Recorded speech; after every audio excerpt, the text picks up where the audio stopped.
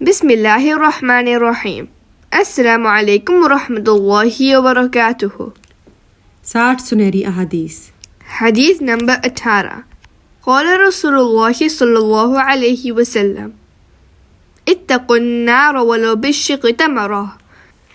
جہنم کی آگ سے بچو، چاہے کھجور کے ایک ٹکڑے ہی کو صدقہ اور خیرات کر کے بچو۔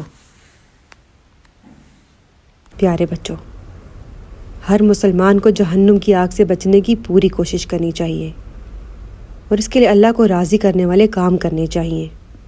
رسول اللہ صلی اللہ علیہ وسلم نے اس کے بے شمار طریقے بتائے ہیں اور ان میں سے ایک صدقہ کرنا ہے۔ جیسا کہ ہم نے حدیث نمبر 9 میں پڑھا تھا کہ ہر نیکی صدقہ ہے، یعنی کسی کی پریشانی میں مدد یا دلجوئی کرنا، کسی مسلمان بھائی کو مسکرا کر دیکھنا، نیکی کی بات بتانا وغیرہ، یہ سب صدقہ ہے۔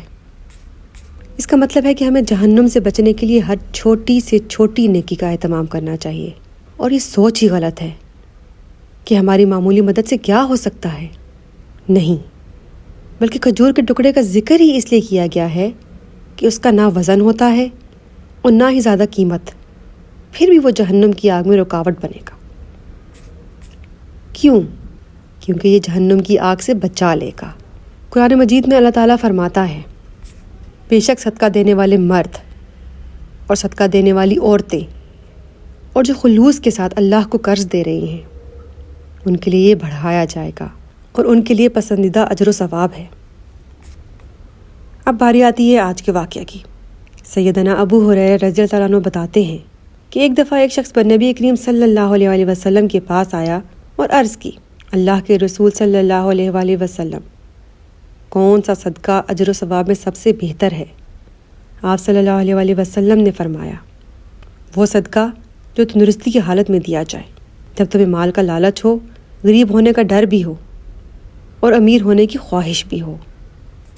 پھر مزید وضاحت کرتے ہوئے بتایا کہ اس وقت کا انتظار مت کرو جب مرنے کے قریب پہنچ جاؤ، اور تب وصیت کرو کہ فلاں کو اتنا دے دو اور فلاں کو اتنا، کیونکہ اس وقت تو وہ مال ویسے ہی لوگوں کا ہو چکا۔ عملی نکات۔ نمبر 1، کسی چھوٹی سی نیکی کو بھی حقیر نہیں سمجھنا۔ نمبر 2، صدقہ کرنے کا بہترین وقت وہی ہے جب آپ کو کوئی ضرورت مند ملے اور آپ اس کی مدد کر سکتے ہوں، چاہے وہ بہت معمولی مدد ہی کیوں نہ ہو۔